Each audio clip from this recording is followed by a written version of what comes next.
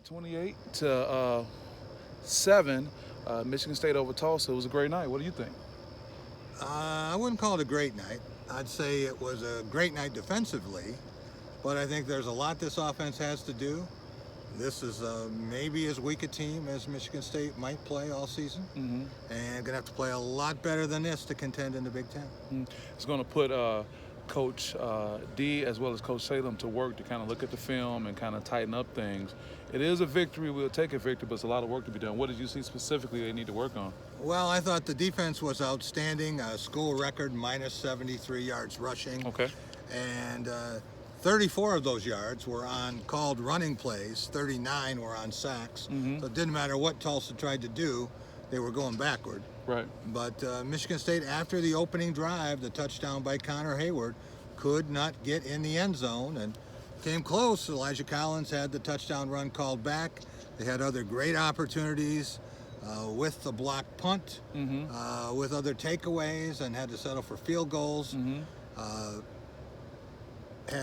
Coughlin had 4 field goals, 3 of them 40 yards or beyond. Right. So from that standpoint, it was good, but Michigan State had some other issues and going to have to get all that cleaned up, especially the 14 penalties. You're right about that, and you wonder if that has a lot to do with first game jitters. They've had a lot on their minds since last season. They finally had an opportunity. One player that had like a breakout game who was just in the headlines, Antoine Simmons, right? Yes. I thought he was terrific. Putting a lot of pressure on the quarterback. He was in the backfield all night. Came up with the ball on the interception. And looks like he's going to be very solid at the star linebacker spot. I also thought wherever Tulsa tried to go up front, probably didn't help that their 2 running backs talked about rushing for a couple hundred yards. That didn't go over particularly well. Michigan State knew that, and Kenny Willekes addressed it after the game. Sure did. Joe Bocci says, I got nothing to say. Yeah, he said it all.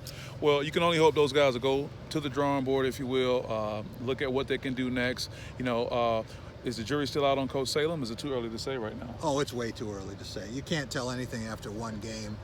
And I thought there were some things that were different.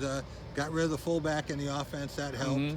I think that there were more personnel groups with 3 wideouts. I could stand a few more. Sure.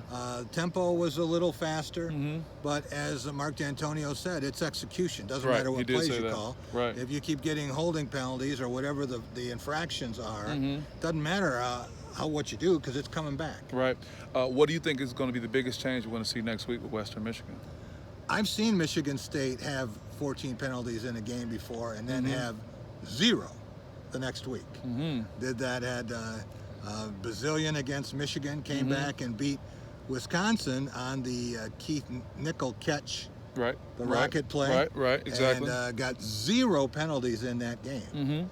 So it is possible, but Brian Lewerke has to play with confidence. I thought he was okay tonight. I thought he threw the ball with some zip. He actually overthrew a couple of open receivers. He did. And then he had some drops. His guys didn't bail him out, and Cody White dropped what would have been a touchdown. Right, yeah, and Cody talked about that. He seemed like he really didn't have an explanation, and you only can hope he can learn from that and not kind of get stuck in the moment and be able to move forward. I had a great conversation with Connor coming off the field. He was really big about cleaning up things and taking care of things. So I just hope those guys don't get too down on themselves, but just go back and work on making the executing plays, and then they can move forward and have success this season. Well, they can take a few things from this game. One is that defense is going to show up 12 times. Yes. We know that. We also know that they scored 25 points in the first half.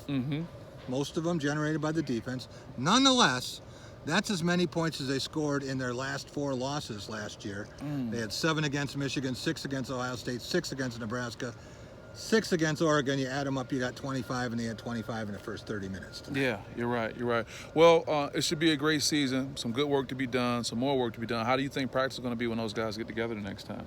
Oh, they're going to have plenty to work on. The coaches love this. Yeah. Because they're not going to be fat and sassy. They know they're going to have to play better than this coming up. It won't be long. Couple weeks. They've got Arizona State coming in here. Team that beat them last year. And they have a game at Northwestern. Northwestern's beaten them 3 times in a row. So they know they have to play a lot better than this. The good news is, I think they can.